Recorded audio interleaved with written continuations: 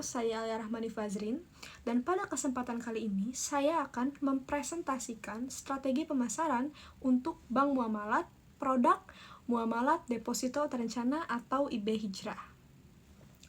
Dalam presentasi ini, saya akan menjelaskan bagaimana segmentasi pasar berdasarkan generasi dan status pernikahan dapat meningkatkan penetrasi pasar serta profitabilitas produk deposito muamalat. Sebelum itu, izinkan saya memperkenalkan diri lebih dalam lagi. Saya merupakan mahasiswi jurusan Digital Business di Universitas Padjadjaran. Saya memiliki minat yang besar terhadap bidang marketing dan juga bidang pengembangan produk.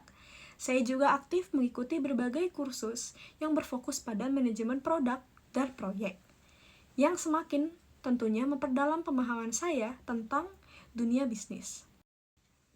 Next, masuk ke bagian tentang company yang saya analisis, yaitu Bank Muamalat.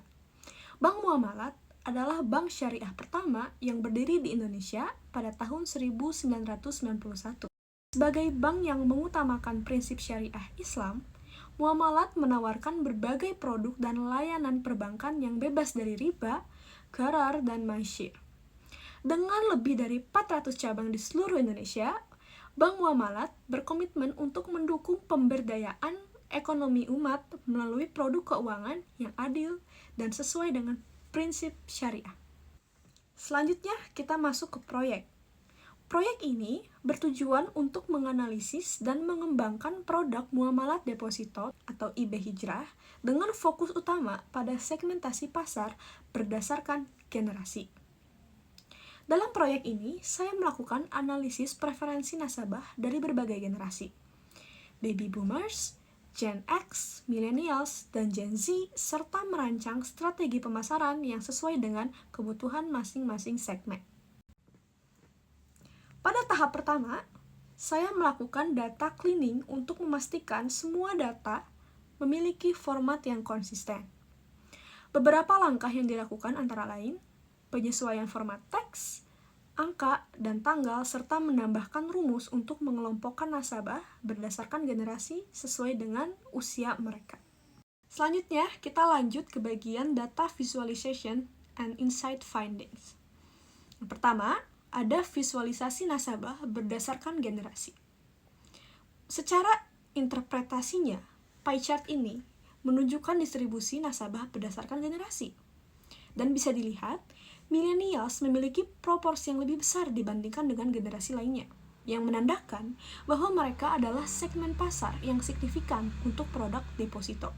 Hal ini menunjukkan bahwa millennials bisa menjadi target utama untuk produk deposito yang ditawarkan oleh bank muamalat. Adapun insight yang dapat diambil adalah bahwa milenial, sekali lagi saya tekankan, itu mendominasi jumlah nasabah yang menunjukkan bahwa mereka merupakan pasar yang potensial untuk produk deposito. Next, data visualization yang kedua, bar chart untuk melihat rata-rata saldo per generasi. Seperti yang bisa dilihat pada data yang sudah divisualisasikan ini, dapat disimpulkan secara interpretasinya bahwa Gen Z memiliki rata-rata saldo yang lebih rendah, yang menunjukkan bahwa mereka mungkin masih di tahap awal dan belum siap berinvestasi dalam deposito. Lalu, ada millennials yang memiliki saldo lebih tinggi sedikit, tetapi lebih rendah juga dibandingkan Gen X dan juga Baby Boomers, yang menunjukkan bahwa mereka mungkin lebih fokus kepada tujuan jangka pendek. Lalu, ada Gen X yang memiliki saldo lebih tinggi, yang mungkin menandakan bahwa mereka itu sudah lebih stabil secara finansial dan siap untuk berinvestasi dalam produk deposito.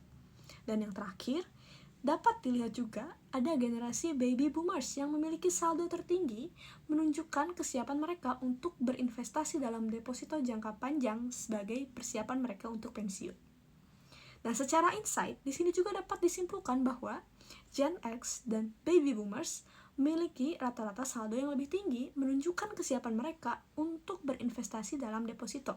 Sementara itu, ada Gen Z dan millennials dengan saldo yang lebih rendah, yang kayaknya membutuhkan produk yang lebih fleksibel dan terjangkau. Karena itu, strategi pemasaran harus fokus pada edukasi keuangan untuk generasi muda tadi, dan menawarkan produk jangka panjang, tapi dengan bunga yang stabil untuk generasi yang lebih tua.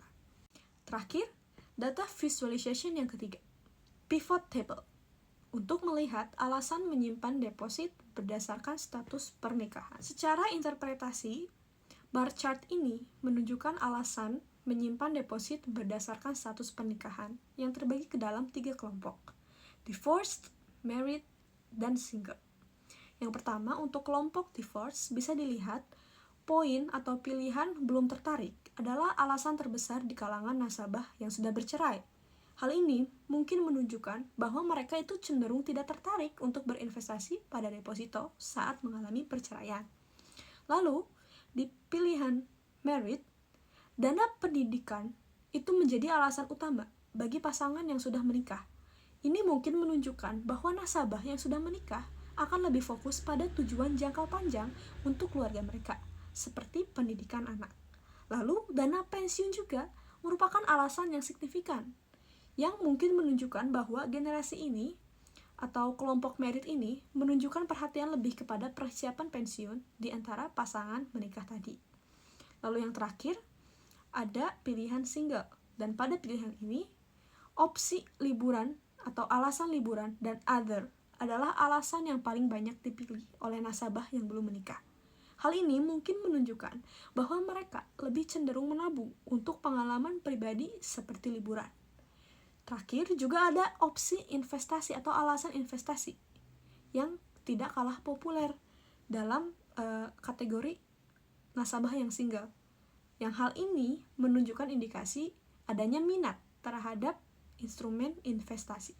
Lalu kesimpulannya atau insight yang bisa diambil dari data ketiga ini, nasabah yang sudah menikah mungkin akan lebih fokus kepada dana pendidikan dan dana pensiun, sementara yang bercerai cenderung tidak tertarik pada deposito. Adapun bagi nasabah yang belum menikah atau single, itu mayoritas lebih memilih menabung untuk liburan dan tujuan pribadi.